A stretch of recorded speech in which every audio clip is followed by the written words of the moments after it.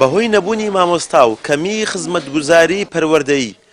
ژمارەیەک لە قوتابی ئاوارەکانی خوڕماتوو لە نێو کەمپی تازەدەی سنووری ئیدارەی گەرمیان نیشتەجیێن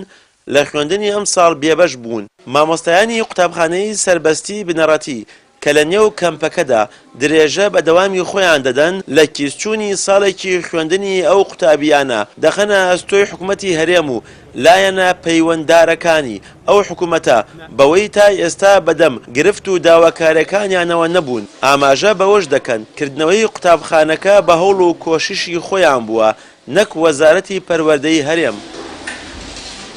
طبعا حکوومەتی هەرێمی کورسان بە هیچ شێوەیە ئاوڕی لە قوتابی نەداوەتەوە.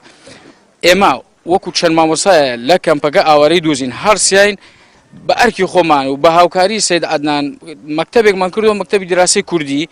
بەڵام تا ئەم ساتە من خۆم نیوم و چاوەڕێگەم لە دوان جاری لە حیسابی خۆم هەموو پێداویستەکانم دابین کرد ئەوەی بۆم دابین بکرێ یەک دینارێکیان بۆم سەرف نەکردا و منیش لەبەر ئەوە مامۆسام نییە 4 مامۆسا و یەک بەرێکین هەرسیام تەینا لە 1 تا 6 کردێتەوە ئەمما 1 و 2 و 3 یعنی ناوەندی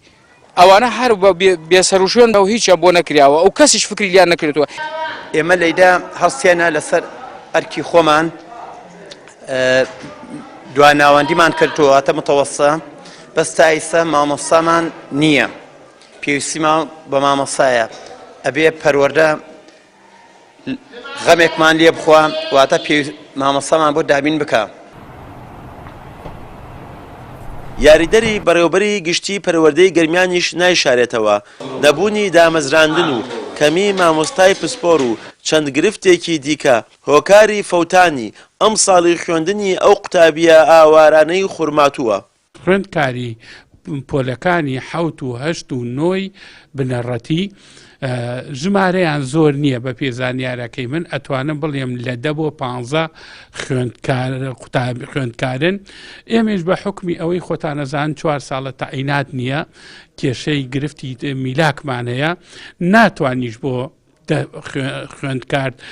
هەندێک مامۆسای پسپۆری پەیدا بکەین و بینێرین بۆ ئەوێ ئەمانە پێویستیان بە بیرکاریە فیزیایە کیمیایە ئەم وانانەیە بۆیە ئەوە کاری تێمان کردووە. شکستی حکوومەتی هەرێم لە زۆربەی بوارەکاندا ڕەنگی داوەتەوە بە جۆرێک نەیتوانیوە وەک پێویست خزمەت بە ئاوارەکانی خوڕماتووش بگەیەنێت بۆیە لە کۆی زیاتر لە 3500 قوتابی خوڕماتوو بە سەرجەم قۆناغەکانەوە بە لەدەستدانی خوێندنی ئەم ساڵ بەشێکیان باجی ئەم شکستە دەدەن. پشتیوان وەنداوی کەناڵی ئاسمانی پەیام گەرمیان.